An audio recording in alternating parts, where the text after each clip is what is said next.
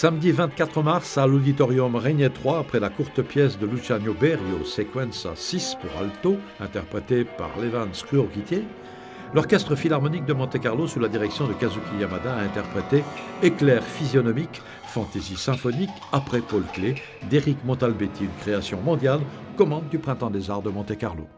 Pour moi, souvent, l'idée de départ, c'est une forme.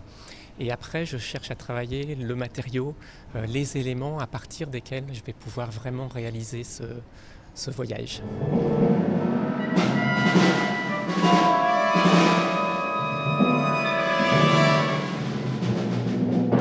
Le titre est emprunté à Klee, mais l'œuvre est purement musicale et elle est un autre portrait aussi d'artiste à visée universelle, c'est-à-dire une réflexion sur le travail de création, mais aussi une réflexion sur les deux versants de notre être, entre cette figure circulaire qui est un peu peut-être refermée sur elle-même ou bien dans son cocon, ou au contraire un peu mélancolique, et puis le trait, la fulgurance, le besoin d'énergie, de produire quelque chose au risque de sa propre vie.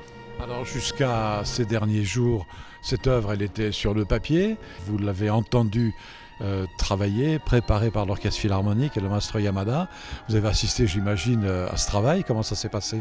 C'était assez merveilleux. En fait, je crois que c'est le moment le plus émouvant pour le compositeur de voir prendre vie sa musique. La partition reste quand même une réduction de la réalité musicale. On ne peut pas écrire tout le son et surtout, il faut que les interprètes se laissent traverser par la musique pour exprimer tout ce qu'ils y trouvent, et c'est comme ça qu'ils nous touchent et que la musique peut toucher.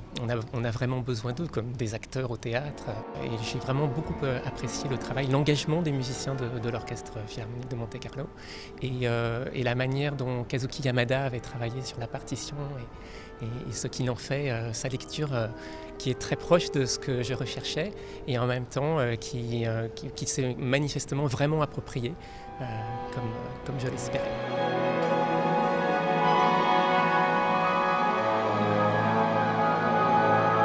Moi, j'ai très envie de la réentendre parce que je suis toujours très prudent à la première écoute.